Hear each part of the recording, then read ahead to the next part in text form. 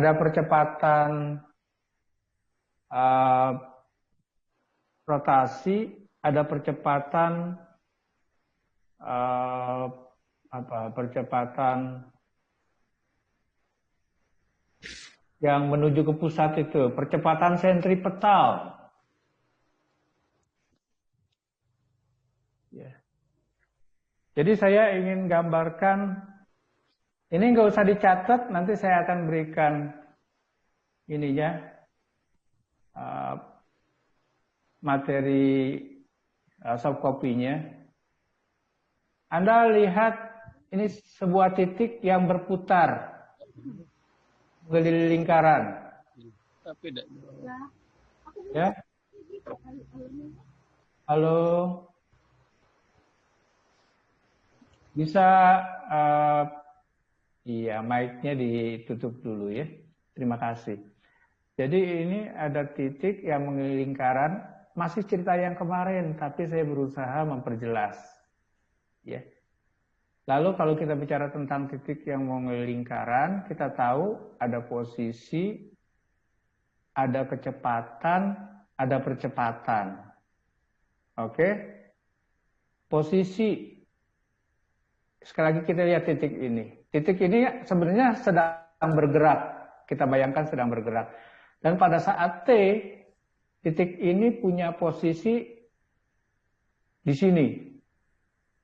Posisi dinyatakan dengan dua sudut pandang. Kemarin saya sudah katakan. Sudut pandang pertama, sudut pandang translasi, gerak translasi. Dan saya nyatakan dengan ini, dengan vektor R, ya.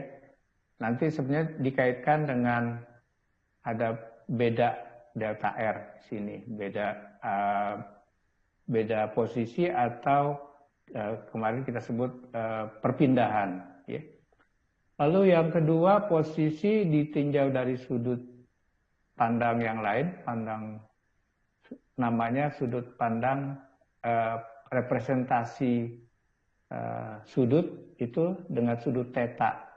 Jadi ini kalau di sini tetanya 0, kalau di sini tetanya pada saat T saya sebut secara umum theta T. Oke? Tapi dia menceritakan tentang satu titik yang sama. Satu titik inilah, bukan titik yang mana-mana lagi, cuma satu titik ini.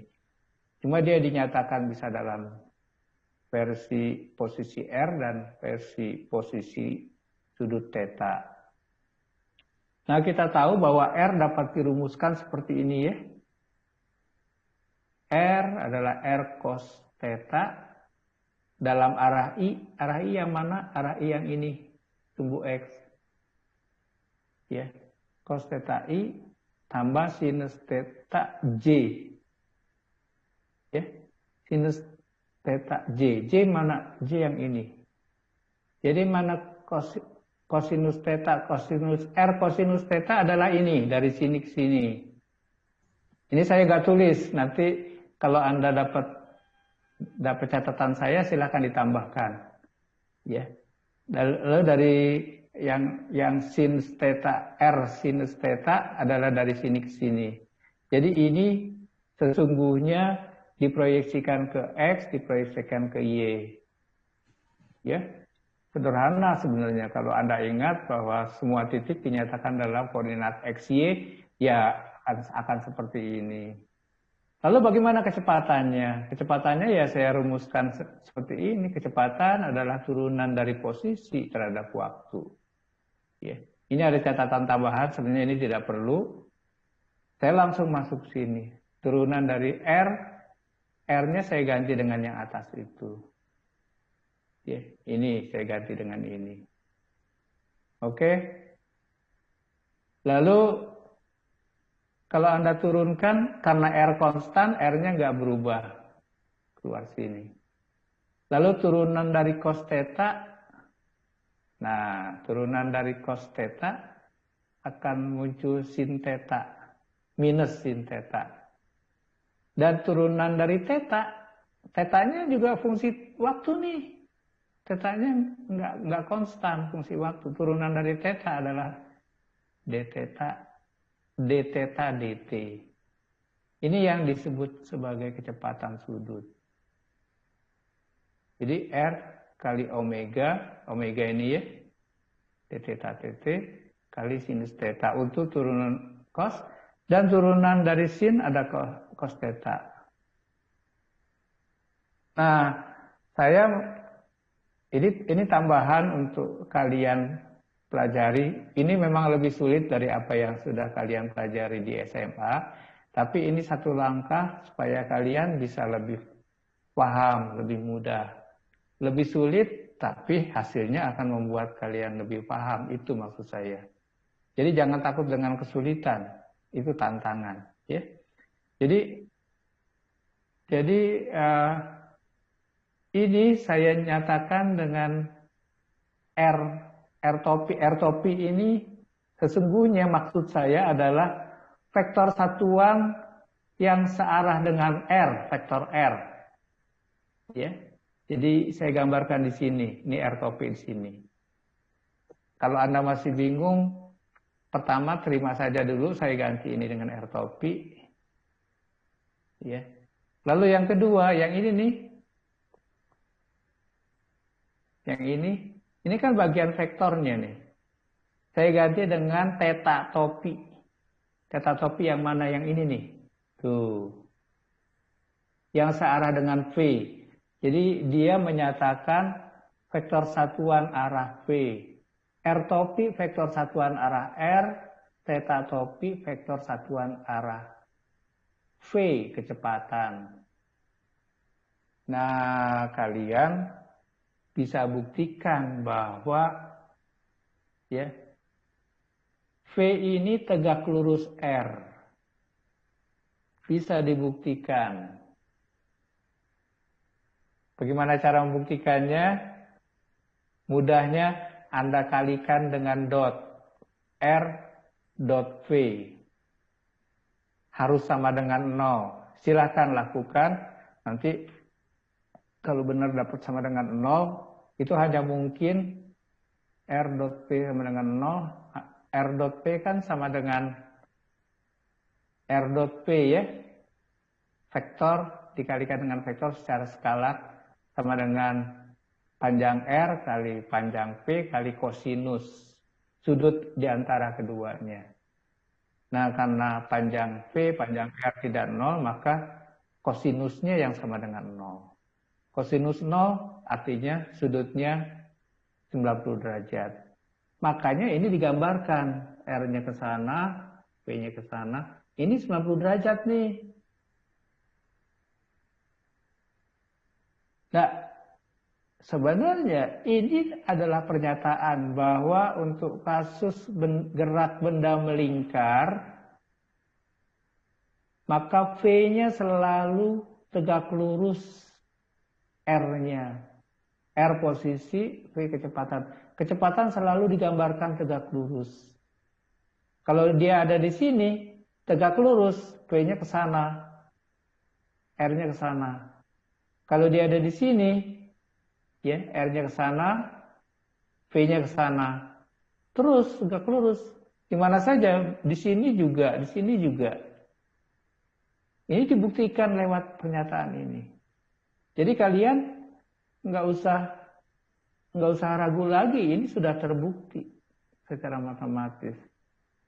Ya, walaupun sekali lagi lebih sulit, tapi Anda jauh lebih mantap. Ya, menyatakan bahwa arah-arah itu dibenarkan lewat pembuktian matematis. Kecepatan ya, sudah. Ada pertanyaan? Silakan kalau ada pertanyaan. Jangan ragu. Nggak ada. Saya sekarang ke percepatan. Izin bertanya, Pak. Apa? Silakan. Siapa mau nanya? Ayo. Siapa? Ronika, silakan. Kalau percepatan rotasi sama tangensial itu kan Pak beda arah itu kan Pak. Kalau rotasi itu arahnya berlawanan dengan jarum jam.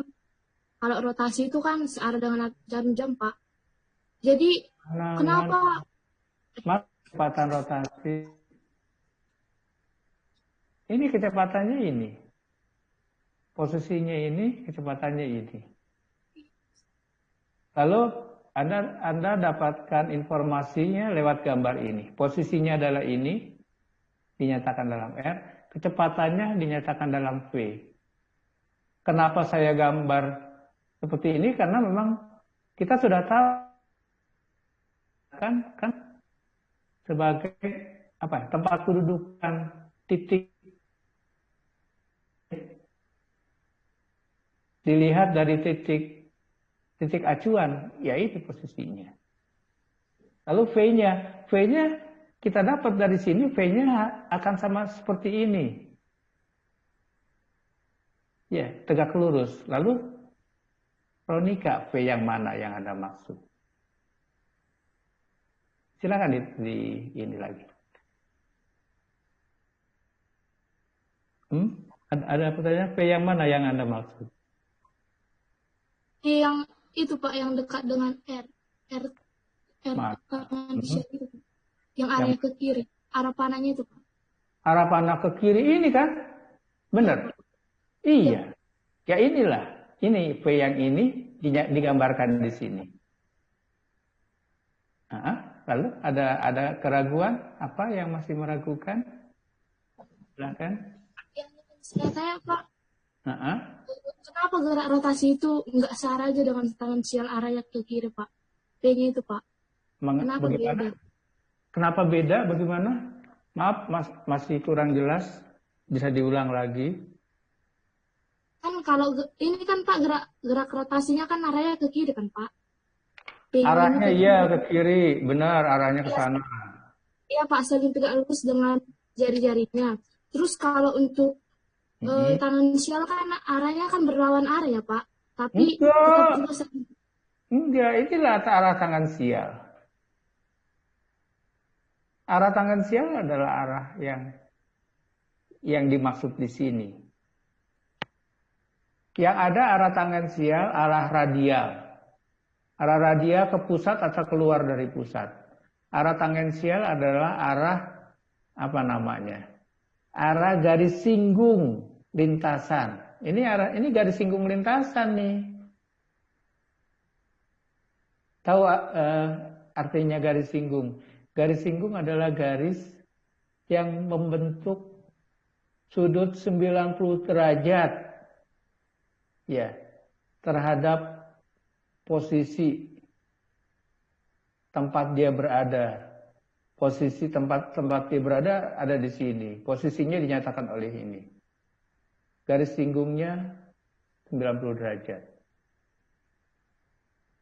Ini jadi arah tangensial yang V ini sekaligus arah tangensialnya. Apakah Anda maksud apakah ada V dalam arah radial gitu ya? Atau arah sentripetal V-nya?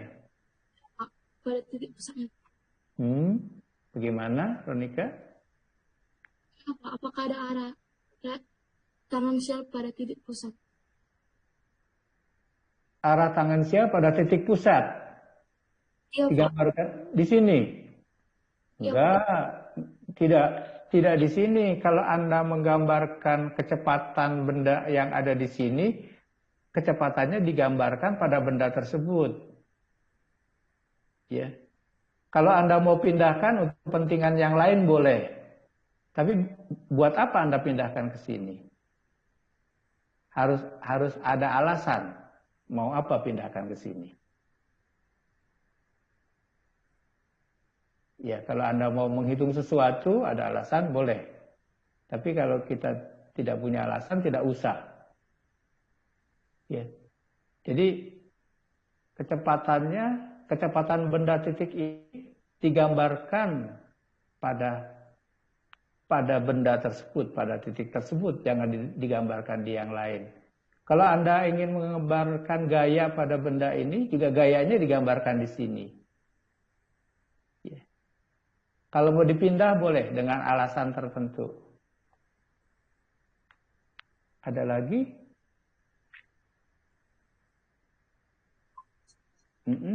Silahkan kalau masih ada yang belum. Oke, baik. Saya ulang sedikit.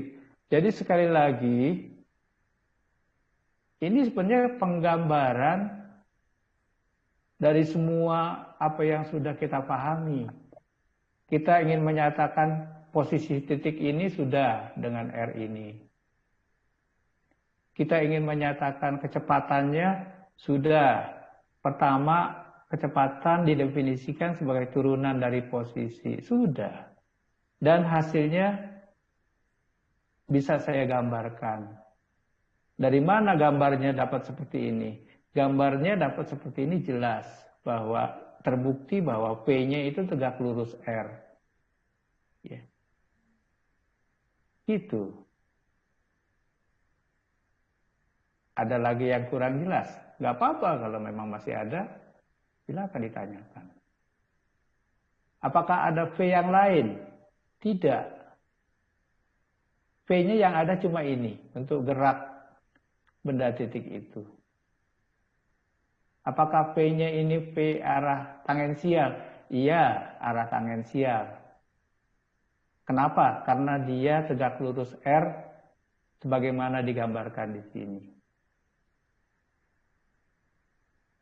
Itu. Apakah Anda boleh menggambarkan V-nya di sini? Ya boleh. Boleh, tapi nanti sudutnya berubah jadi negatif. Ya. Saya sementara tidak menggambarkan gitu. Saya menggambarkan asumsinya geraknya ke sana. Gitu. Oke. Oke, mudah-mudahan sementara cukup, tapi silakan dipelajari lagi, ditanyakan lagi kalau masih ada yang belum jelas. Kalau percepatan sudah, kita dapat menghitung kecepatan sudah, kita dapat menghitung kecepatan. Dan rumusnya juga nggak berubah. Kita harus konsisten dengan definisi yang kita sudah punya.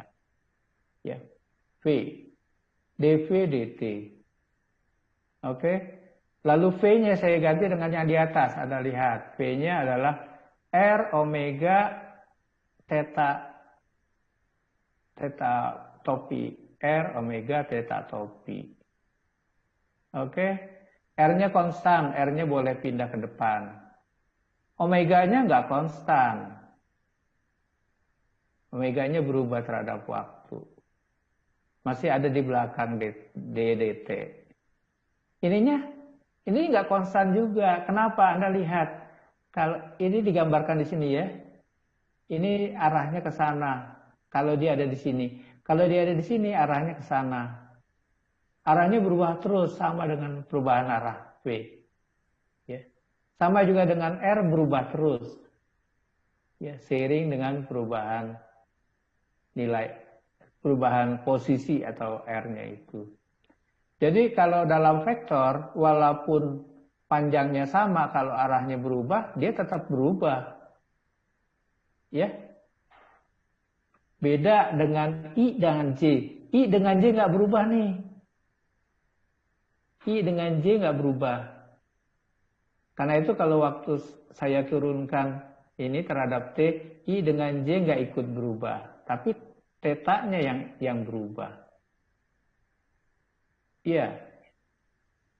Oke, mudah-mudahan bisa nangkap ya maksudnya ya.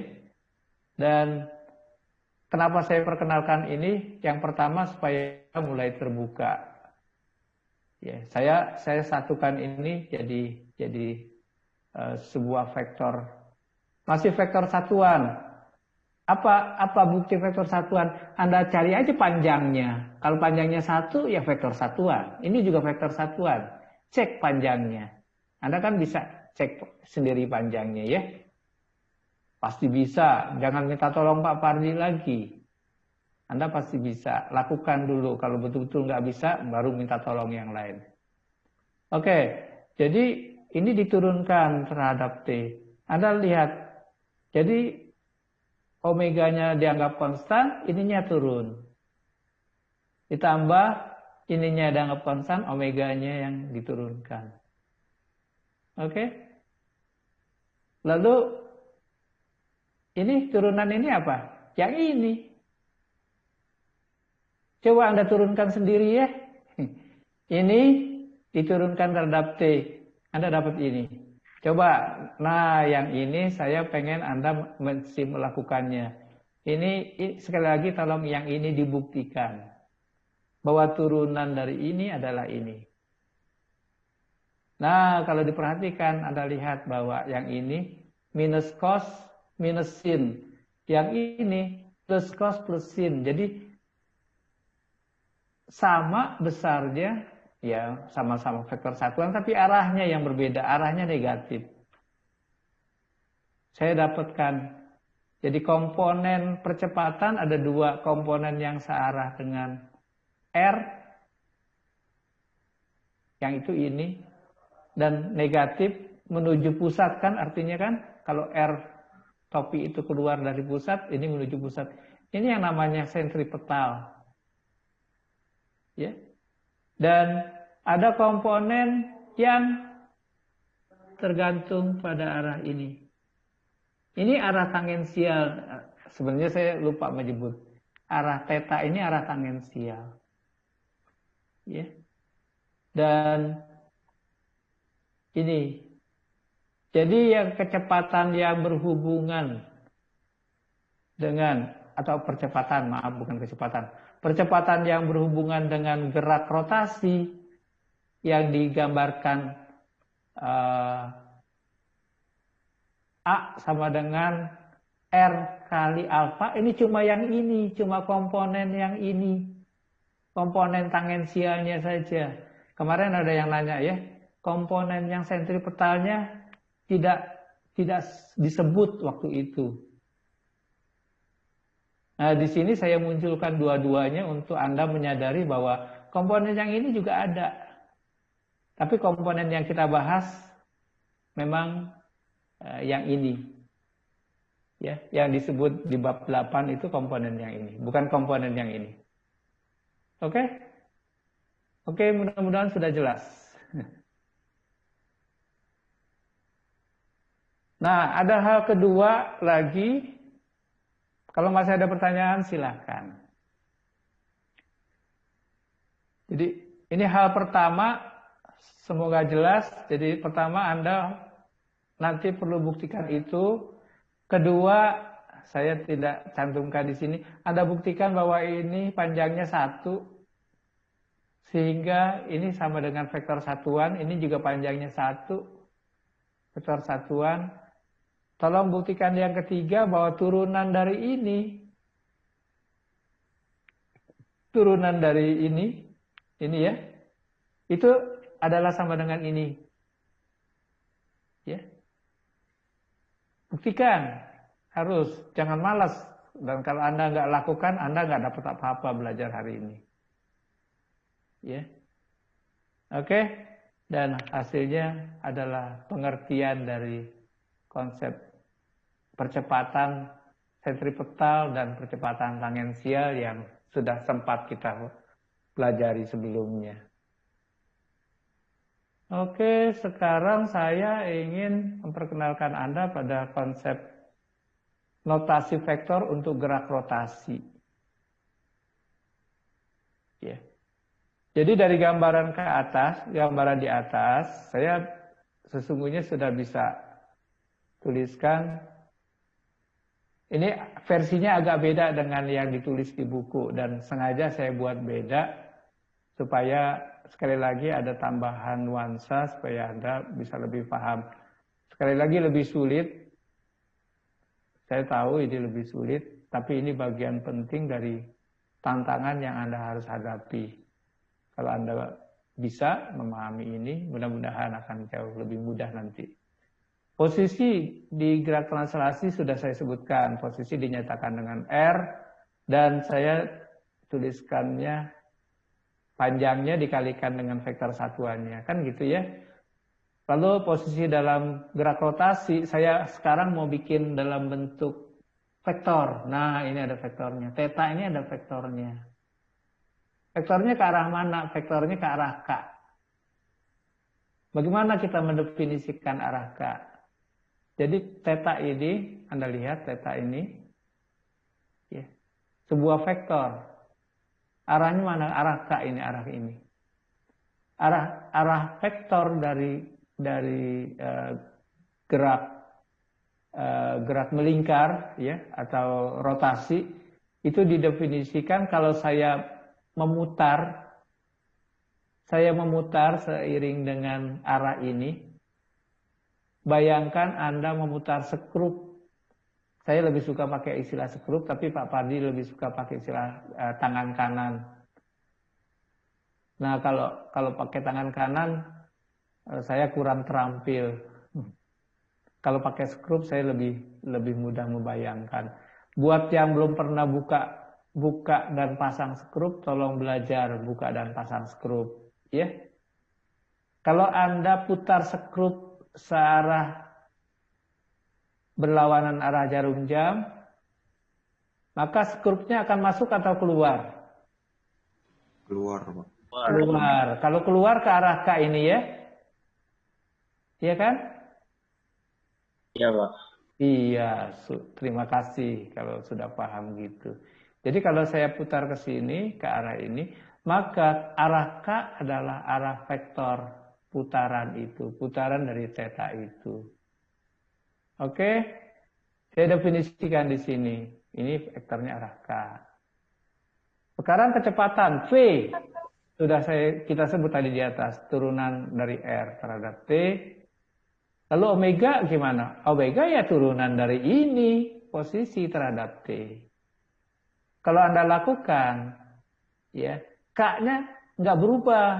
K itu adalah vektor satuan yang tetap, pokoknya K itu cuma ke arah sini, ke arah Z. Ya. I ke arah X, J ke arah Y, pokoknya nggak berubah. Di mana-mana kalau Anda gambar K di sini juga ke arah Z. Gambar K di sebelah sini juga, di atas juga ke arah Z juga. Pokoknya gitu. I dengan J juga sama. Jadi arahnya tidak berubah. Dan sebagai vektor satuan, jadi yang pakai topi-topi ini saya sering gunakan untuk vektor satuan. Panjangnya 1. Dan dia panjangnya tidak berubah 1, arahnya tidak berubah, sehingga kalau diturunkan, K-nya nggak berubah. Yang berubah adalah tetanya. Tetanya menjadi d theta dt yang kita definisikan sama dengan omega. Jadi omega cukup dituliskan omega vektor, ya, sebagai omega kali K. Arahnya kemana? Sama, arahnya ke arah K. Itu. Ya. Lalu percepatannya ini sama seperti yang sudah kita bahas. Dan percepatan dalam gerak rotasi alfa saya turunkan gini, dan sama saja alfa vektor adalah alfa. Panjangnya dikalikan dengan K juga. Nah, sekarang Anda perhatikan bahwa kalau saya hubungkan V dengan omega, A dengan alfa, persamaannya harus seperti ini. Nggak boleh terbalik. V adalah omega cross R, bukan R cross omega. Jadi nggak boleh dibalik kalau dituliskan dalam vektor. A adalah alfa cross R. Ya. Anda harus tuliskan gitu. Bagaimana ceritanya? V-nya ini, ya. Ini V-nya kan ke sana, ya. V ke sana. Omega kemana tadi? Omega ke arah K. Ya. Omega cross R. Arah K cross R. Anda bayangin coba. Kalau Anda memutar omega cross R, ngebayang nggak?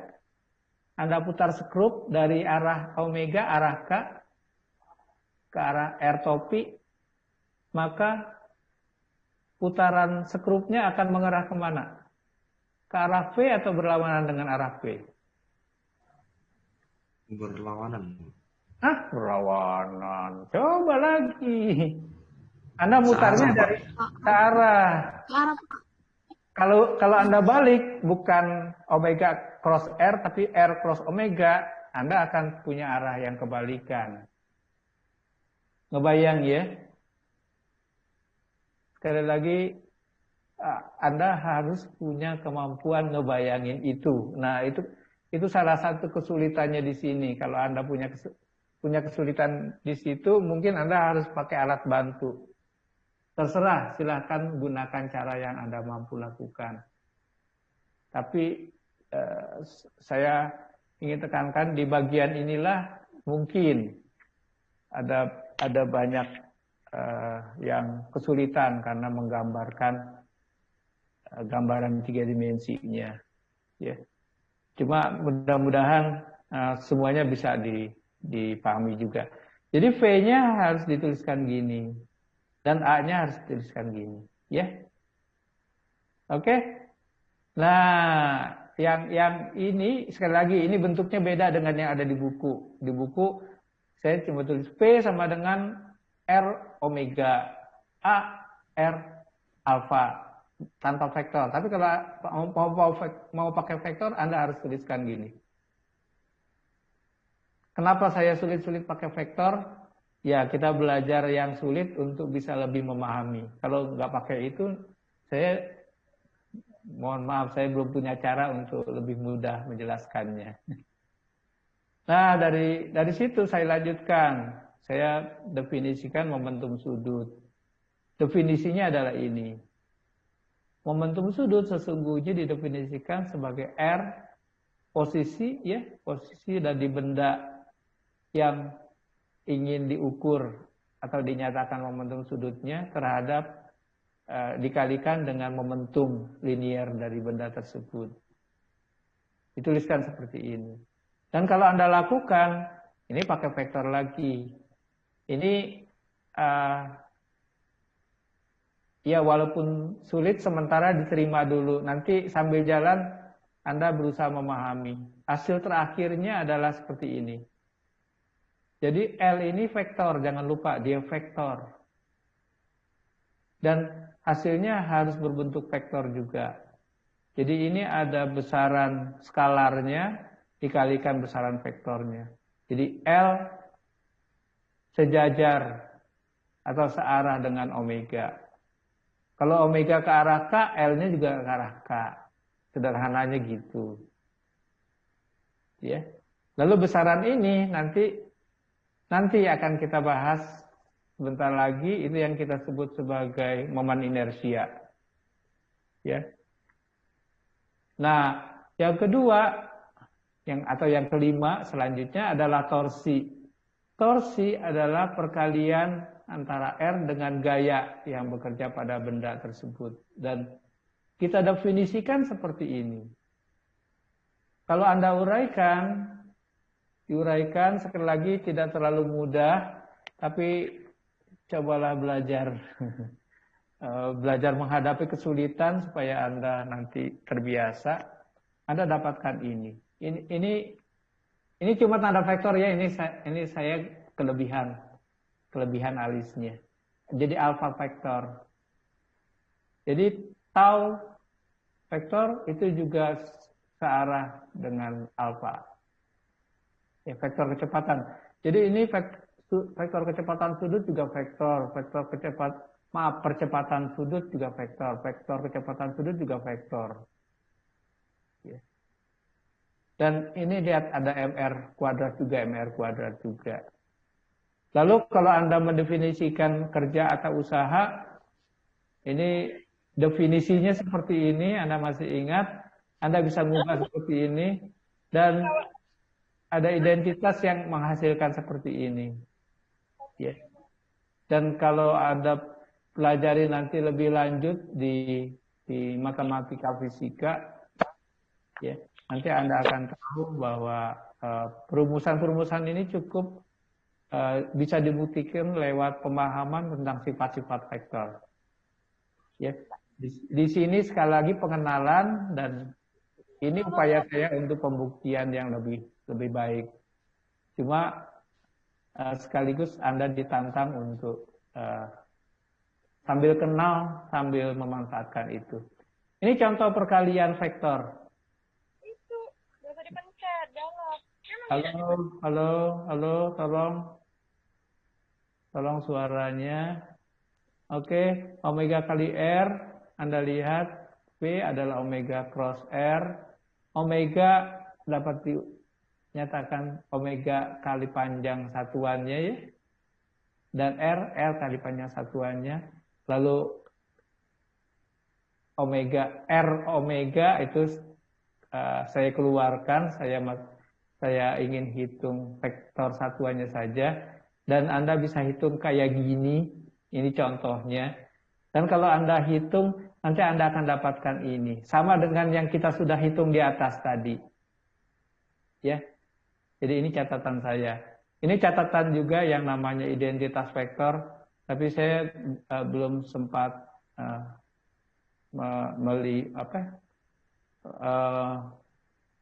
membuktikannya secara utuh. Tapi lewat cara seperti ini terbukti bahwa A dot dari vektor B cross C itu sama saja dengan atau sama dengan C cross A dulu baru didotkan dengan B. Ya. Anda harus tahu bahwa ini harus didahulukan. Ya, ini harus didahulukan, jadi nggak boleh A dot B baru Anda cross C.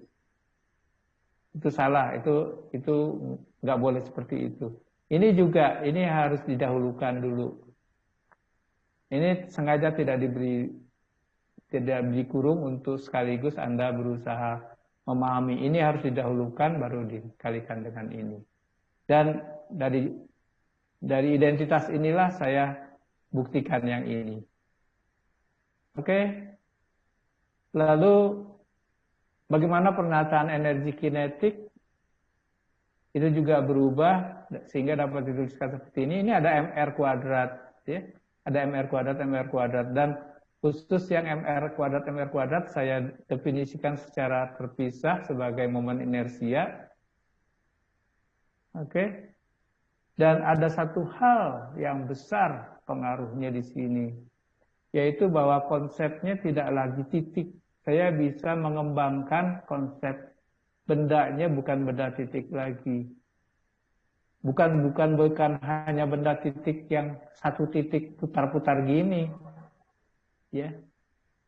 Jadi bendanya sudah benda real, benda yang disebut sebagai benda kontinu, atau boleh juga untuk kasus benda padat, benda rigid kontinu. Jadi rumusan R kuadrat M R kuadrat saya ubah menjadi bentuk integral seperti ini untuk dapat menghitung I secara utuh. Dan ini bentuk umumnya, N ini berkaitan dengan dimensi, tapi yang paling penting nanti adalah latihan bagaimana Anda menghitung ini. Ya. Dan inilah yang dilakukan di buku dengan sesuatu yang kita misalnya dapatkan bahwa I untuk tongkat misalnya sepanjang L itu sama dengan, tergantung dia diputar di mana. Kalau diputar di pusat massa nanti kita dapatkan sama dengan, lupa saya kalau nggak salah, 1/12 ml kuadrat. Tapi kalau Anda memutarnya di salah satu ujungnya berubah menjadi 1/3 ml kuadrat. Itu untuk tongkat satu dimensi. Ya, untuk piringan berbentuk lingkaran lain lagi, Anda bisa hitung. Ya. Untuk silinder pejal atau silinder berongga itu ada lagi perhitungannya. Dan sebagian bisa dibuktikan, bisa dihitung. Ya. Nanti latihan tentang itu Anda coba saja dulu. Kalau ada kesulitan nanti baru kita bicarakan. Dan biar Pak Pardi nanti yang akan mengajarkan Anda langkah demi langkahnya. Jadi untuk perhitungan ini bergantung pada banyak hal yang nanti sambil jalan. Ini bukan untuk dihafal. Bergantung pada geometrinya, pada ukurannya, pada distribusi massanya, pada posisi atau orientasi sumbu putar. Ya. Dan beberapa di antaranya itu diambil titik pusat massa sebagai titik acuan sumbu atau titik putarnya. Oke. Oke, ada pertanyaan? Pak, izin bertanya. Silakan. Jadi tadi saya menemukan soal, Pak, Ya. berhubungan dengan arah. Nah, di soal tersebut dikatakan bahwa seseorang itu mengayunkan sebuah yoyo. Nah, searah dengan jarum jam. Nah, Sebuah yoyo searah jam. setelah itu vertikal tegak lurus dengan orang yang mengayunkan yoyo tersebut. Lalu? Nah, setelah itu yoyo itu tiba-tiba putus, Pak, pada posisi paling bawah, dekat dengan lantai. Nah, bagaimana arahnya, Pak? Lalu pertanyaannya apa? Arahnya bagaimana, Pak? Arah yoyo yang setelah putus itu. Yang ditanyakan apa? Apa yang ingin dimasalahkan? Arahnya, Pak, arahnya apa mengikuti berlawanan dengan arah sentripetal atau gimana? Gaya setelah arah setelah yoyo itu putus. Oke, saya tidak jawab tuntas dulu ya. Jadi Anda bayangin permainan yoyo, saya tidak pandai menggambar ulang di sini. Tapi saya coba dulu pakai whiteboard ya.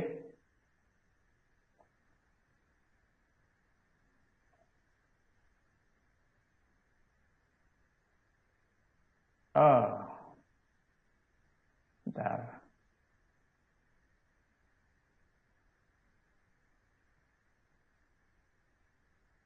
Pokoknya yoyonya dibuat bunda seperti ini ya. Lalu dia diputar searah jarum jam. Iya, Pak. Searah jarum jam putarannya berarti ke sana ya.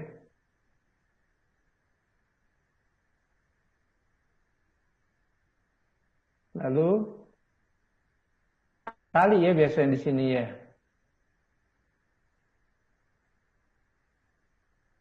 Katakanlah talinya ke atas gitu ya.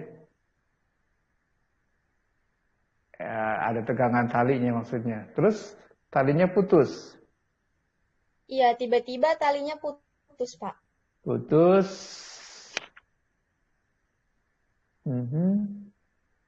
Terus apa yang ditanyakan? Arah senar itu ketika pas senarnya putus. Arah senar ketika putus. Iya. Oke, ini salah satu contoh dinamika benda berputar. Jadi ini ada T di sini, sederhananya ya. Saya belum akan tuntas menjelaskannya. Ini yoyonya anggap saja jarinya R.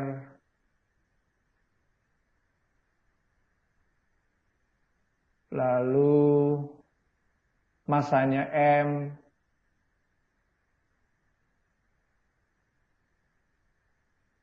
Lalu apa lagi? Oke, sementara itu saja dulu.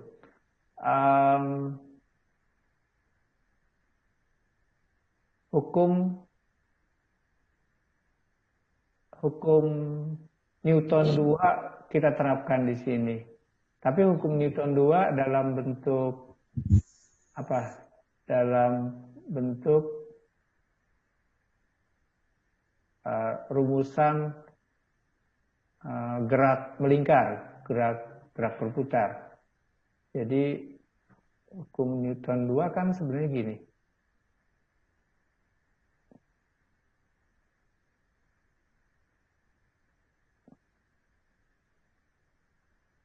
Omega kali alfa. Kalau dalam bentuk gerak translasi, masih ingat kan? Ini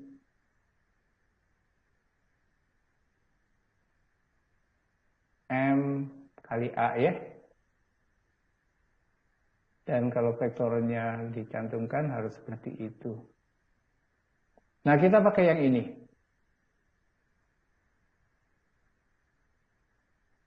Nah, ini sama dengan apa?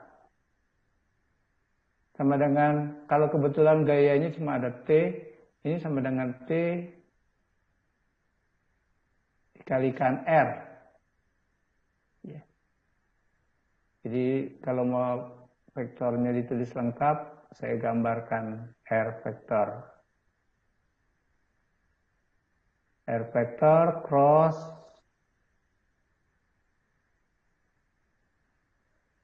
T. Kalau ada gaya lain, diperhitungkan lagi. Ya, katakanlah yoyonya talinya 2. Gaya gravitasi ya. Iya, sama gaya berat, Pak. Gaya berat. Gaya gravitasi boleh saya gambarkan lagi nih. Mg ya. Mg. Gaya gravitasi, bentar. R ditambah, kalau mau boleh ditambah gaya gravitasi. Kalau ini R yang dimaksud di sini adalah R jarak antara titik putar dengan ini. Sama dengan ini ya, tapi diambil lengannya adalah ini. Dan R gravitasi ada nggak R-nya di sini? Titik pusat masanya di sini. Terus gaya yang bekerja di sini. Jadi kalau Anda masukkan gaya gravitasi, R untuk gravitasi sebenarnya 0. Ya. Dikalikan gaya gravitasi. Mg. Gitu. Jadi ini praktis nggak ikut menentukan. Yang menentukan cuma ini. Oke? Sekarang yang I. I-nya sama dengan berapa? Kalau untuk yoyo, masih ingat I-nya? Tolong nanti dicek ya kalau ada yang salah. I-nya adalah setengah M yoyo kali R kuadrat.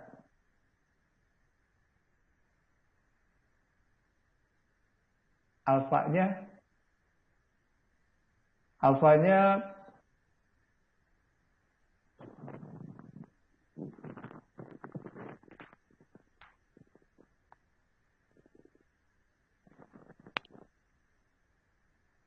mau saya masukkan berapa di situ? Kalau saya hubungkan dengan A,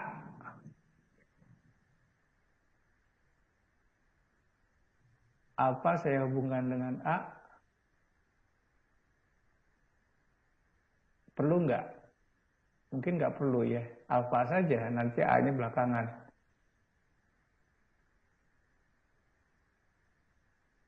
Yang diminta apa tadi? T-nya? Arahnya, Pak. Arah yoyo, arah senar yoyo ketika putus itu bagaimana? Arahnya ya. Sebentar. Ini Anda lihat R-nya ke sana, T-nya ke sana, sudutnya 90 derajat. Ini saya ambil besarnya saja, ini menjadi R kali T. Ini kan panjang R, ya dikalikan panjang T kali sinus, ya kan? R kali T saja. Sama dengan setengah. Dan kalau mau pakai arahnya putaran ini sekali lagi R diputar ke sana, ya R di cross T. Saya ini R-nya gini,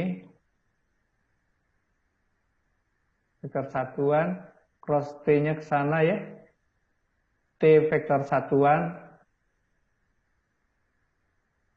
putar sana, jadi putarannya searah jarum jam.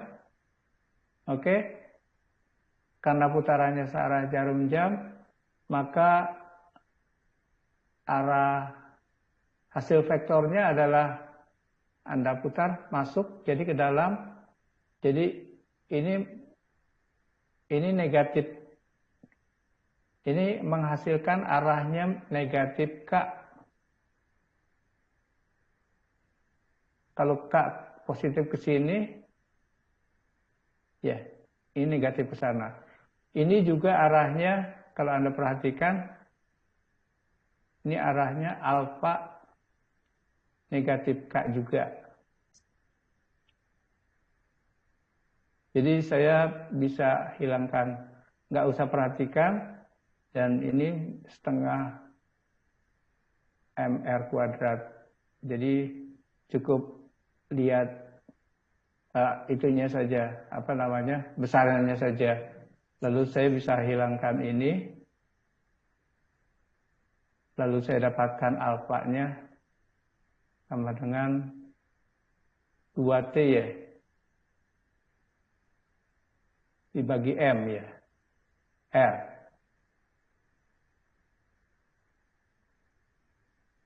Besarnya ini arahnya adalah arah minus K kalau mau dinyatakan arahnya. Itu percepatannya. Apalagi yang ditanya, tolong. Sudah, Pak. Sudah. Oke, sementara. Oke. Sementara itu, sebentar tadi siapa yang nanya?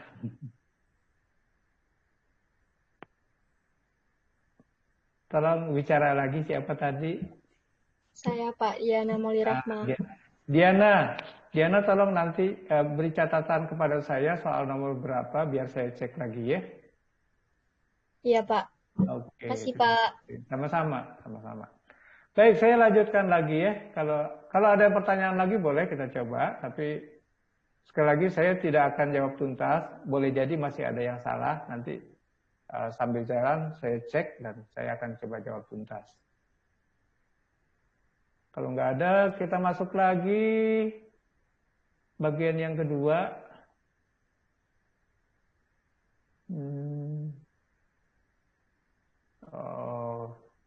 Maaf, saya harus nggak bisa pindah ya. Pindah ke halaman berikutnya maksud saya nggak bisa. Nanti saya coba masuk dulu.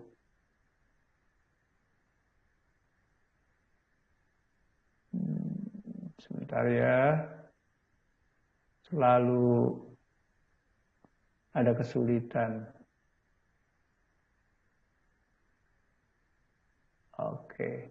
Oke, bisa lihat layar?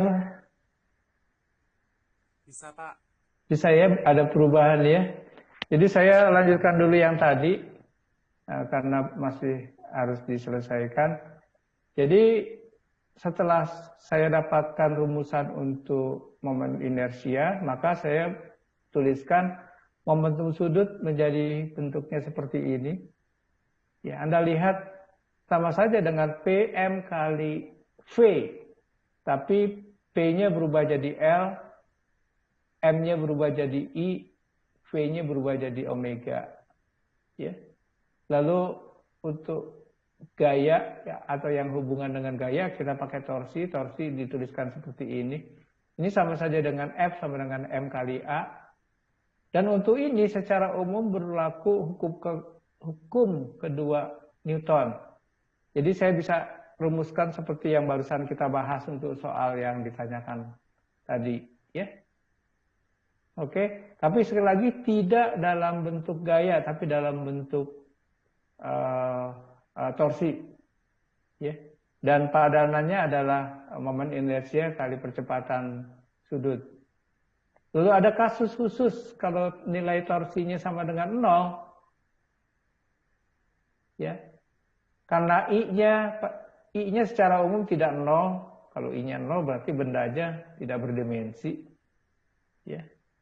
Maka alfanya yang sama dengan 0. Kalau alfa sama dengan 0 berarti tidak ada percepatan. Tapi kalau tidak ada percepatan bukan berarti tidak ada gerak. Bisa ada gerak yang dinyatakan dengan omega konstan. Dan ini identik dengan hukum 1 Newton. Jadi benda akan bisa jadi memang diam saja atau bisa bergerak, ya, dengan kecepatan konstan. Kecepatan konstan dalam hal ini adalah dia berputar, ya. Dan dalam kasus itu maka bukan gayanya yang nol, tapi momen gayanya atau torsinya yang nol, ya. Oke, terus energi kinetik dapat dituliskan seperti ini. Ini mirip dengan setengah mv kuadrat. Dan harap diingat bahwa kita bicaranya tidak lagi sekarang dibatasi oleh benda titik, tapi sudah benda berukuran yang lebih realistis, besar. Dan untuk kasus yang kita bahas lebih banyak di sini adalah benda padat, benda tegar namanya. Oke, terus selanjutnya kita bicara tentang hukum kekekalan momentum sudut. Hukum kekekalan momentum sudut diperoleh dari hubungan L dengan tau. Anda tahu kalau L diturunkan terhadap T, Anda dapatkan ini, dan asumsinya I-nya konstan, maka I keluar, ini kali ini, dan ini sama saja dengan tau. Ya. Nah, momentum sudut konstan kalau L-nya konstan, momentum sudut kita sebut sebagai kekal kalau nilainya konstan, ya, L-nya konstan atau I kali omega konstan, dan itu berarti turunan dl dt-nya sama dengan 0. Ya. dl dt sama dengan 0 itu bermakna taunya harus sama dengan 0. Kalau taunya sama dengan 0 ada 3 kemungkinan. R-nya sama dengan 0. R-nya sama dengan 0 itu secara fisis tidak mungkin. Berarti benda aja kembali ke benda titik atau benda yang kita tidak bicara. Kalau mau muter-muter juga nggak ada gunanya gitu benda titik. Tetapi mungkin saja gaya luarnya yang sama dengan 0. Gaya eksternalnya 0. Atau kalau R-nya tidak 0, gaya luarnya tidak 0, perkaliannya yang menghasilkan 0. Kalau perkaliannya menghasilkan 0, ini hanya mungkin kalau R dengan F-nya, ya, itu saling tegak lurus. Nah, Anda akan menemui kasus seperti ini untuk beberapa kasus. Ya.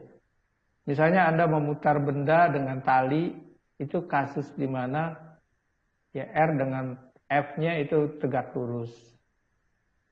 Lalu gaya gravitasi, gaya sentral, masih ingat? Gaya sentral juga contoh gaya di mana posisi, ya. Jadi posisi dengan gayanya, oh saya salah, bukan tegak lurus. Maaf. Sejajar, kan sinus ya, R cross F. Mohon ini nanti diperbaiki. Sejajar. Gaya dengan posisinya sejajar. Jadi R cross F-nya sama dengan 0. Karena sinusnya akan sama dengan 0 atau 180 derajat. Tolong ini nanti diperbaiki. Jadi kasusnya bisa F-nya sama dengan 0 atau R-nya sejajar dengan F. Nah, dalam bentuk lain, hukum kekekalan momentum sudut dapat dituliskan seperti ini. Ya. Di beberapa contoh, nanti kita akan lihat bentuk seperti inilah yang muncul dan digunakan. Oke. Materi kuliahnya sendiri dari yang khusus tambahan dari saya kita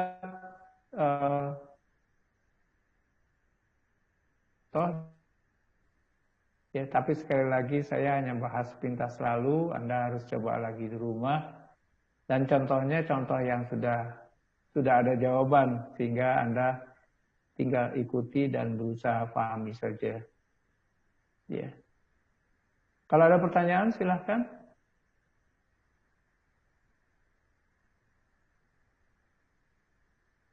Kalau tidak ada, kita lihat lagi beberapa contoh.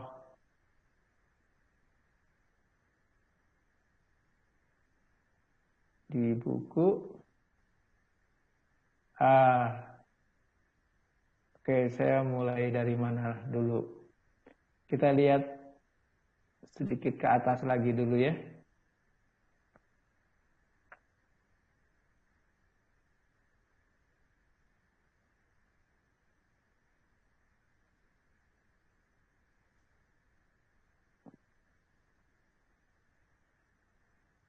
Nah, ini tentang cara menentukan momen inersia dan saya tidak bahas. Mohon maaf, kecuali kalau Anda merasa ada kesulitan, nanti boleh tanya. Ya. Dan sebagian dari yang digambarkan di sini itu dengan mudah bisa dibuktikan. Ini bisa dibuktikan yang ini nih.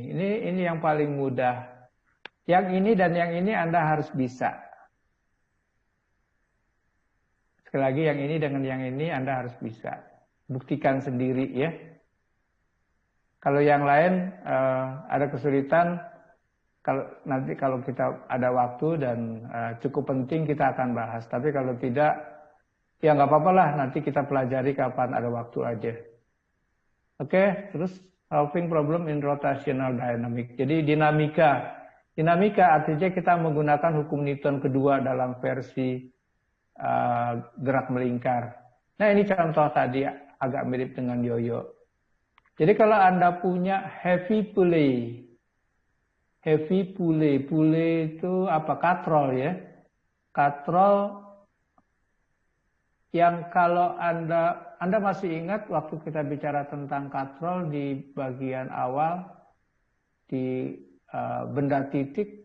Itu kita tidak bicara tentang massa katrol, kita tidak bicara tentang ukuran katrol, kita tidak bicara tentang gerak katrol, ya. Dan di situ katrol dianggap cuma alat untuk mengubah arah tali yang dari sini ke atas, pindah ke sini dia turun ke bawah, atau dari sini naik ke atas, pindah sini turun ke bawah, kira-kira gitu.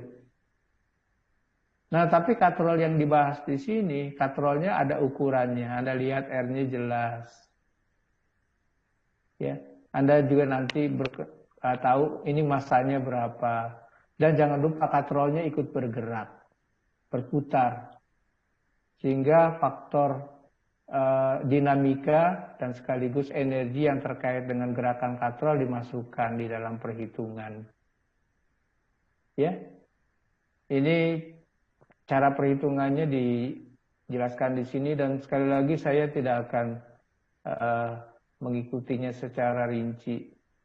Ini contoh perhitungan a bit more challenging. Jadi ya lebih rumit. Ya.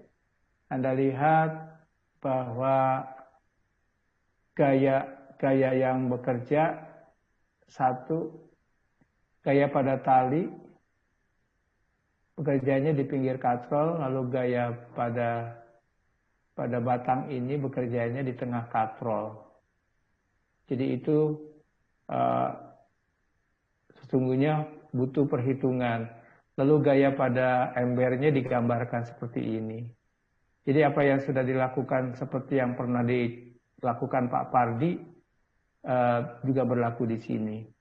Khusus untuk ember ini pernyataannya cukup dianggap sebagai benda titik. Coba lihat. Jadi dinamikanya dinamika benda titik saja. Ya. Dan geraknya gerak translasi saja. Tapi waktu kita bicara tentang katrol, kita harus masuk ke dinamika benda berputar. Ya. Dinamika benda rotasi. Jadi yang digunakan bukan F sama dengan M kali A, tapi tau I kali alfa. Beda ya. Jadi tolong dipahami bedanya seperti itu. Oke. Ini contoh di dalam kasus ini bagaimana menentukan alfanya. Lalu selebihnya adalah mendapatkan informasi tentang angka-angka yang diperoleh dari situ. Kedua, rotational kinetic energy. Ini contoh benda jatuh. Benda jatuh Anda bayangkan, ini boleh bola, boleh silinder, ya, boleh pejal, boleh berongga, pokoknya lakukan saja perhitungan. Dan waktu kita bicara tentang benda titik, kita tidak bicara benda ini berputar, benda ini cuma bergerak translasi saja. Sekarang kalau bendanya bukan benda titik, boleh nggak kita anggap translasi saja? Boleh saja, anggap saja bendanya tidak berputar, dia jatuhnya slip. Anda bisa hitung. Ya, pada saat awal energinya adalah mgh. Berapa pada saat akhir? Kecepatannya misalnya. Maka mgh harus sama dengan setengah mv kuadrat. Kalau dia jalannya slip. Ya. Kalau jalannya slip, mgh sama dengan setengah mv kuadrat. Oke. Kalau jalannya tidak slip, berputar murni.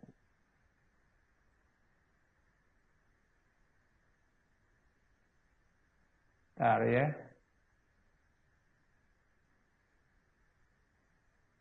Oke, ini. Kalau dia tidak slip, berputar murni, maka ada energi kinetik dalam bentuk setengah mv kuadrat karena gerak translasi. Ada energi kinetik dalam bentuk setengah I omega kuadrat karena dia sambil berputar. Ya, sehingga kita dapatkan ini. Misalnya pada saat di top dia belum bergerak, mgh. Pada saat bottom, ya, dia dihasilkan dari kecepatan akibat gerak translasinya ditambah akibat gerak rotasinya. Oke, ya, karena hanya 0, ini bagian mgh-nya 0. Ini bagian energi kinetiknya, ini bagian energi potensialnya, ya. Dan Anda dapatkan dari sini misalnya dapatkan bahwa V-nya adalah 10/7 GH. Bandingkan dengan kalau dia jatuhnya slip, tidak berputar. V sama dengan 2 GH. Jadi lebih besar yang ini dibanding yang ini. Ya, lebih besar yang ini dibanding yang ini. Jadi kalau benda itu turun dengan cara berputar, tidak slip, dia akan bergerak lebih lambat pada saat di bawah. Artinya dia bukan lebih lambat pada saat di bawah juga. Dia akan bergerak lebih lambat sehingga dia butuh lebih lama untuk sampai ke bawah. Kira-kira gitu. Jadi tergelincir justru bisa lebih cepat dibanding berputar, ya, secara benar. Kenapa? Karena sebagian energinya sudah terserap di di gerak berputarnya itu. Sementara kalau tergelincir dia energinya masih sepenuhnya, ya, diperoleh dari gerak translasi. Ini contoh mana yang lebih cepat. Nah, silakan Anda gunakan informasi yang sudah diketahui tentang I masing-masing ini. Ya, nanti Anda tahu mana yang lebih cepat. Dan itu bisa dibuktikan. Oke, apalagi work done by Torchy. Ini sudah dirumuskan tadi, tapi dalam bentuk contoh soal belum kita bahas. Nanti kalau ada contoh menarik boleh saja.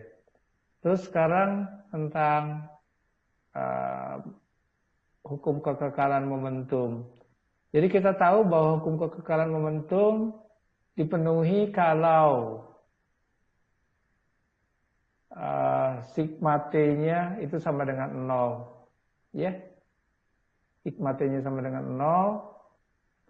dan itu bisa punya makna gaya luarnya 0 atau hasil kali gaya atau gaya luar dengan jarak, ya, dengan jarak atau posisi itu sejajar. Oke, dan bisa dituliskan seperti ini. Nah, kita lihat contohnya.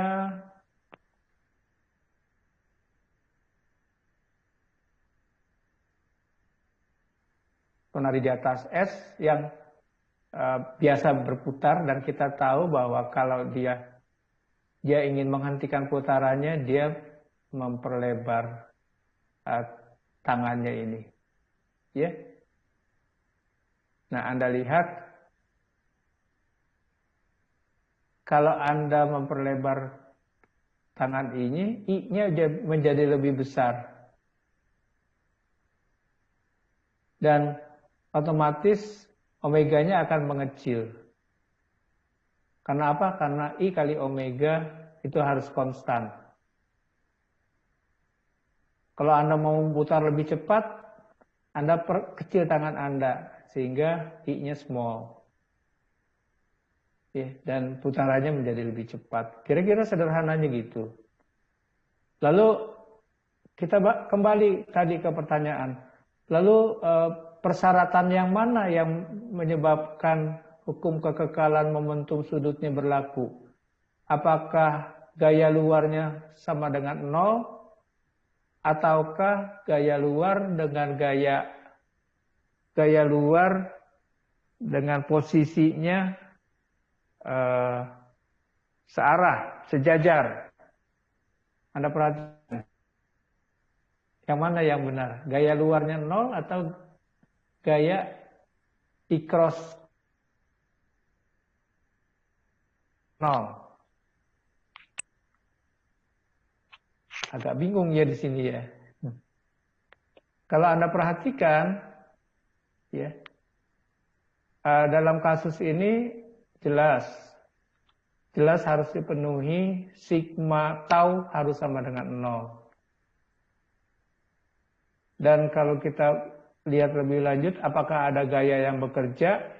Kalau dia berputarnya seperti ini, sebenarnya gaya, walaupun ada gaya gravitasi, ada gaya normal, gaya itu tidak berpengaruh terhadap putarannya. Ya.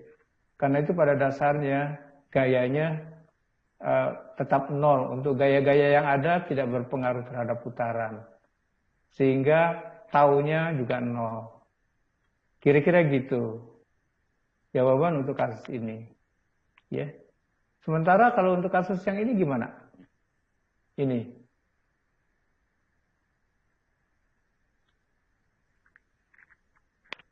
Ini juga sama, pada dasarnya orang ini menggunakan prinsip hukum kekekalan momentum sudut untuk membuat putarannya menjadi lebih cepat. Sama juga kalau dia berdiri, I-nya besar. Ya, kalau dia berdiri, I-nya besar, maka W-nya kecil. Dia praktis tidak bisa berputar. Tapi kalau dia menelungkup, I-nya menjadi kecil, karena ukuran dimensi badannya menjadi lebih kecil, dan dia bisa berputar mungkin 2-3 kali atau lebih sebelum dia menentukan. Ya. Lalu kembali lagi, bagaimana dengan sigma taunya? 0 itu dapat dari mana? Gaya gravitasi jelas ada, ya. Gaya gravitasi jelas ada. Bekerja terhadap benda ini. Jadi gaya gravitasi tidak 0. Tapi kalau Anda perhatikan bahwa gaya gravitasi tidak akan menghasilkan putaran. Kenapa? Karena gaya gravitasi hanya bekerja terhadap titik pusat massa. Ya. Jadi putarannya tidak dipengaruhi oleh gaya gravitasi. Ya. Dengan sederhana, gaya gravitasi dikalikan dengan R itu sama dengan 0. gravitasi dengan R-nya itu kita nyatakan sejajar. Ya, posisinya. Ini contoh lain bagaimana konsep hukum kekekalan momentum sudut berlaku. Jadi benda ini berputar. Benda ini diam, ya. Pada saat benda ini berputar, kita tahu bahwa hukum kekekalan momentum sudutnya adalah dikalikan omega 1. Ya. I dikalikan omega 1. Lalu pada saat dia berputar, benda ini dijatuhkan atau ditempelkan ke sini. Yang berubah apa? Yang berubah adalah masanya. Dari masanya cuma sendirian, MA menjadi berdua, MA plus MB. Apa yang terjadi dengan itu? I-nya berubah. Masanya nambah, I-nya jadi nambah. I-nya nambah, omeganya akan berkurang. Kira-kira gitu. Jadi kalau dia mutar sendirian cepat, kalau dia ditumpuk dengan yang kedua, dia menjadi lambat. Lambatnya karena itu tadi, karena ada perubahan massa yang berakibat perubahan inersia, ya, perubahan inersia, ya hasilnya dia menjadi lebih lambat. Ini ada contoh di bidang astronomi, neutron star. Jadi bagaimana orang astronomi melakukan estimasi tentang keberadaan benda langit itu lewat gerakannya, ya. Dan lagi-lagi yang digunakan adalah konsep momentum sudut total, momentum sudutnya konstan atau kekal, ya. Nah, tapi kasusnya di sini ada. Anda lihat, we assume the star is isolated. Jadi no external force. F-nya 0. Ya, F-nya 0, maka taunya 0. Ya. Tapi kalau Anda bicara, kemarin kita di bab berapa? Bab 4 atau bab 5, kita pernah bahas tentang gaya sentral. Contoh gaya sentral adalah bekerja pada bumi mengelilingi matahari atau bulan mengelilingi bumi. Nah, dalam dua kasus itu diasumsikan selalu pada gaya sentral, bukan diasumsikan ya, dinyatakan bahwa pada gaya sentral posisi itu selalu, posisi benda yang berputar itu selalu sejajar dengan gayanya. Sejajar bisa searah, bisa berlawanan arah. Dalam kasus ini posisinya berlawanan arah dengan gayanya. Ya, sehingga hasil perkalian vektor antara posisi dengan gayanya selalu sama dengan 0 atau taunya sama dengan 0. Oke, ada pertanyaan? Silakan.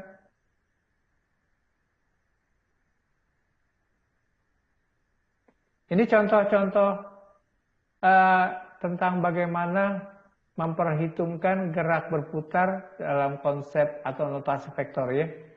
Jadi kita sudah bahas tadi, dan sesungguhnya Anda tidak perlu dalam banyak kasus di sini Anda tidak perlu menggunakan itu dalam perhitungan, tetapi Anda menjadi sangat perlu untuk pembuktian supaya tuntas.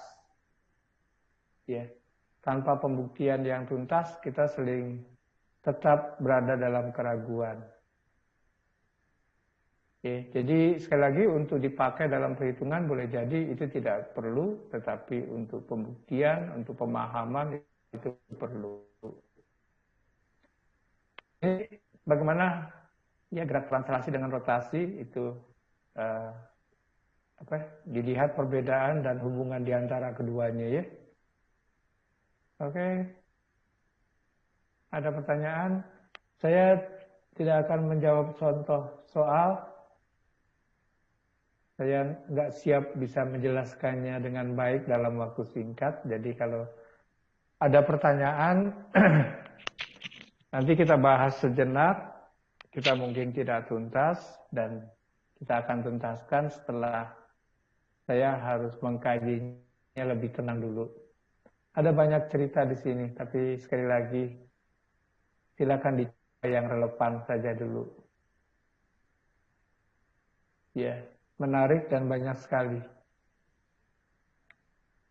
Oke, ada pertanyaan? Silakan.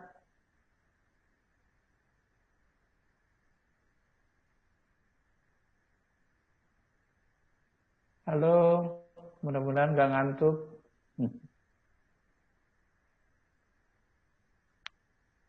Deral, ada pertanyaan?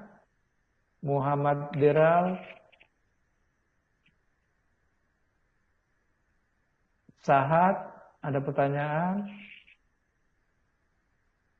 Riko, silakan kalau ada pertanyaan.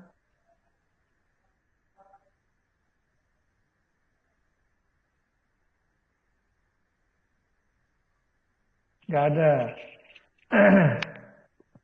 Kalau nggak ada, saya akan masuk sebentar bab 9 sebagai pengantar. Kenapa saya perlu masuk sekarang? Pertama, karena kita banyak kehilangan waktu.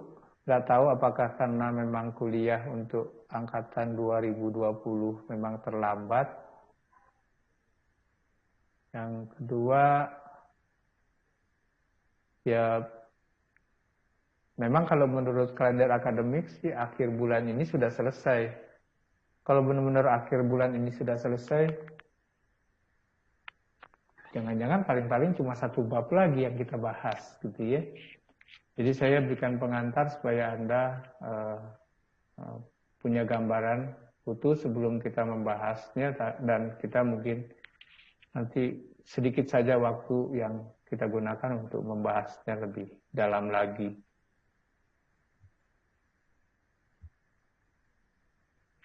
Oke.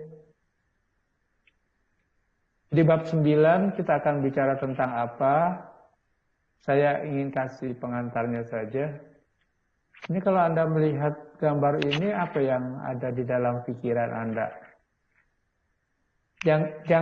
Jangan orang yang berpasangan ini ya yang Anda lihat, tapi gambar ini. Apa? Luar biasa, Pak. Luar biasa. Iya, luar biasa. Lampu, pemandangan. Pemandangan. Ya, jadi pasti ada yang lain. Silakan yang lain.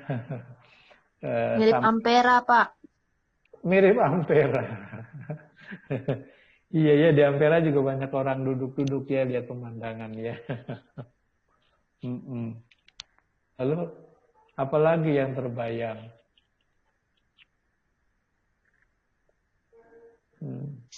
Cahaya, Pak. Cahaya. Iya, oke, banyak hal bisa dibayangkan dari sebuah gambar, dan itu juga tergantung dari persepsi setiap orang ya. Tapi apa yang kita sampaikan di sini adalah kembali persepsi kita tentang apa yang ingin dibahas di bab ini. Bab ini membahas tentang static equilibrium. Static itu diam. Equilibrium itu keseimbangan. Keseimbangan yang membuat benda atau sistem itu diam. Ini contoh jembatan. Ini dibuat sedemikian rupa, nggak boleh bergerak. Kalau bergerak sedikit masih boleh, masih diperkenankan. Tapi bergerak lebih jauh, itu nggak boleh. Ada batas bolehnya, kira-kira gitu. Jadi kalau kita belajar tentang gerak, di sini juga betapa pentingnya kita belajar tentang diam. Ya. Apa yang menjadi prasyarat bahwa satu sistem atau satu bangunan atau satu benda itu mantap gitu ya, tidak mudah bergerak. Dan kalau kita bicara tentang gedung, kita bicara tentang jembatan, walaupun gedung tiap hari orang naik turun, tiap hari ada tiupan angin, ya, jembatan tiap hari orang lewat, mobil segala macam gitu, dan ditiup angin juga. Tapi bagaimana dia tetap tahan, itu yang menjadi concern di sini. Dan itu dibicarakan dalam konsep static equilibrium. Nah, ada tambahan bahwa itu tergantung pada ada sifat bahan yang namanya sifat elastisitas. Dan ada batas kemampuan bahan untuk tetap eksis berperan ya sesuai dengan fungsinya. Batas retak namanya. Kalau udah retak ya patah, ya hancur, kira-kira gitu. Kalau elastisitas bicara dia boleh doyong ke kiri, boleh doyong ke kanan, tapi dia harus balik lagi. Sama dengan karet, kalau ditarik melar, tapi dilepaskan dia balik lagi ke kondisi semula. Ya, atau ditekan dia menjadi kecil, tapi kalau dilepas dia akan kembali ke semula. Itu yang namanya elastisitas, kondisi yang kembali ke keadaan semula. Konsepnya adalah yang utama adalah kesetimbangan, dan kalau kita bicara kesetimbangan dari apa yang sudah kita pelajari itu ada dua, kesetimbangan gaya, kesetimbangan torsi. Nah, jadi di sini nanti kita bicara tentang kesetimbangan gaya dan torsi. Keseimbangan gaya berkaitan dengan kecenderungan benda untuk bergerak secara translasi.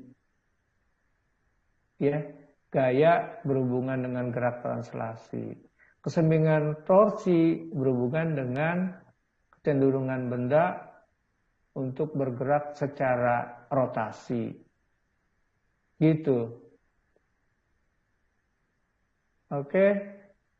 Nah, Anda juga perlu ingat bahwa di dalam konsep kesetimbangan yang dibahas bukan tidak ada gaya. Yang dibahas adalah bahwa seluruh gaya saling menghilangkan. Netonya nol. Bukan tidak ada gaya. Gaya satu dengan yang lain saling menghilangkan. Anda bayangin, Anda ditarik kanan kiri oleh kawan-kawan Anda, depan belakang juga mungkin kemana-mana. Tapi kalau keadaannya setimbang, Anda nggak akan bergerak kemana-mana.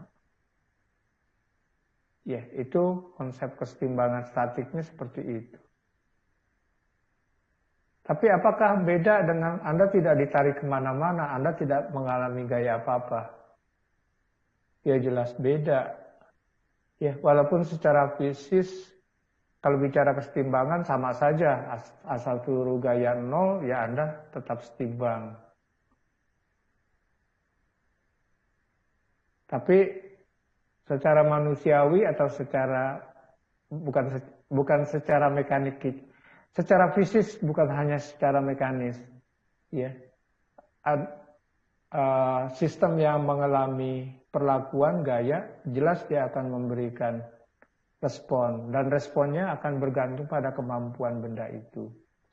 Kalau Anda ditarik kanan kiri ya dengan kekuatan yang kecil-kecil saja, barangkali Anda tidak merasa sakit, tapi kalau tarikannya makin kuat pasti akan sakit gitu.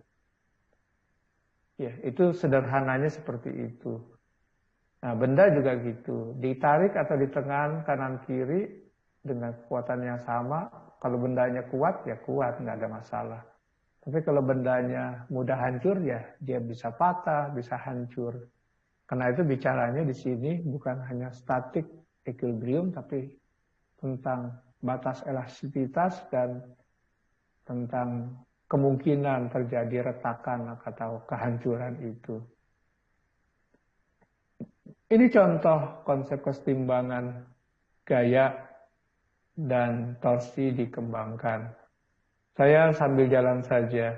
Ini contoh tatkala orang membuat desain struktur jembatan yang salah, ya, akibatnya kehancuran.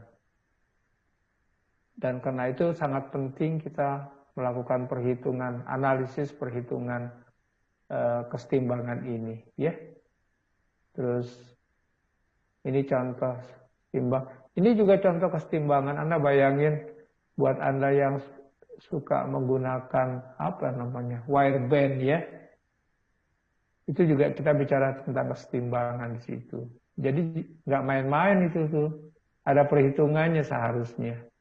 Ya, belum lagi kita bicara dia bagaimana sakit, kira-kira gitu. Ya, pasti ada pengaruhnya dan kalau kurang hati-hati dia akan menyebabkan rasa sakit. Oke, ini contoh kesetimbangan yang lain. Jadi sesungguhnya bukan hal yang baru, Anda juga sudah mengenal. Nanti kita tinggal terapkan beberapa kasus. Contoh perhitungan saja, ya. Ini juga, ini ada yang namanya simple machine. Mesin sederhana, yang dimaksud mesin adalah alat bantu supaya manusia bekerjanya bisa lebih mudah. Ya. Konsep prinsip kerja mesin sederhana. Ya. Lalu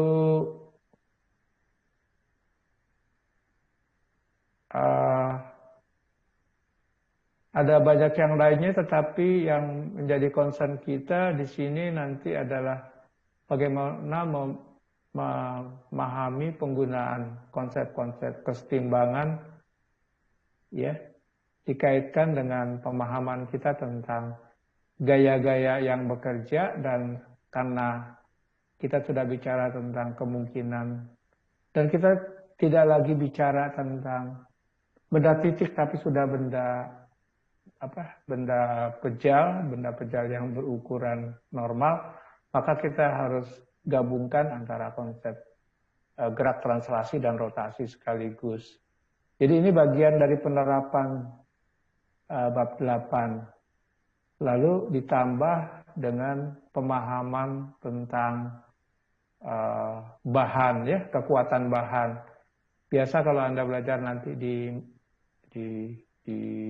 bidang mesin, misalnya ada yang dinamakan sebagai strength of material misalnya. Ya.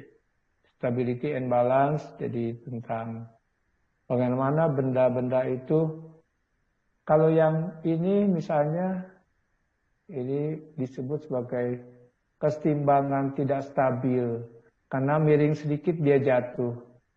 Ya, yang ini. Tapi yang ini masih kesetimbangan stabil. Karena miring sedikit, dia masih akan kembali berdiri.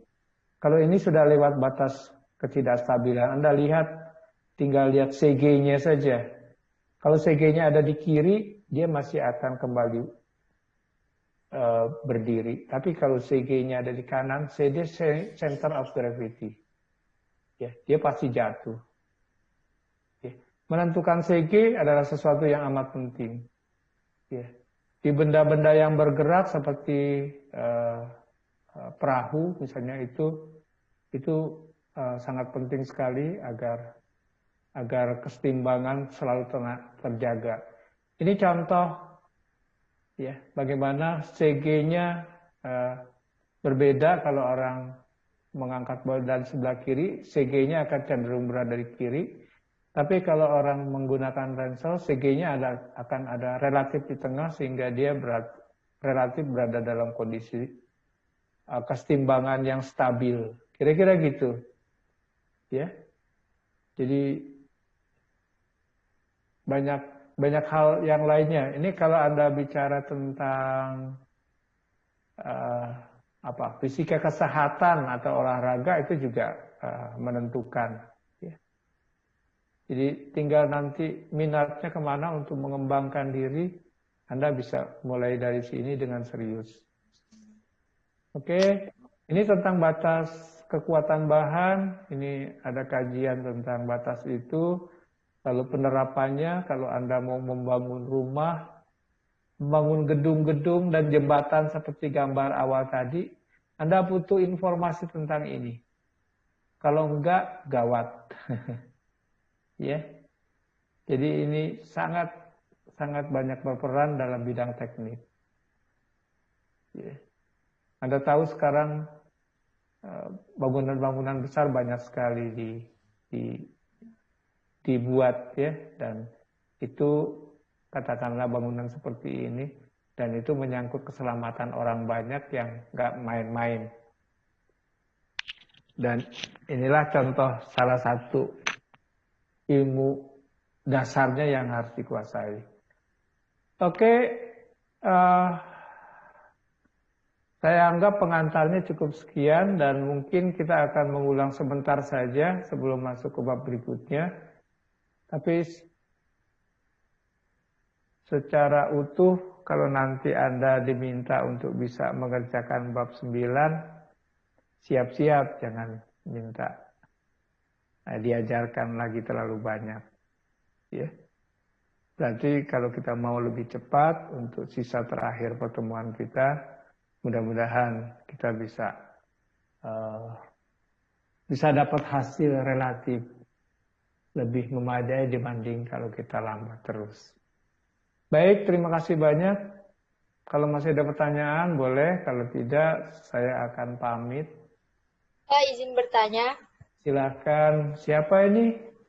Diana Muli Rahma, Pak. Iya, silahkan. Tadi saya terlambat, tidak absen, Pak. Karena tadi jam 1 langsung masuk Zoom. Jadi bagaimana, Pak? Apakah saya terhitung tidak masuk? Begini,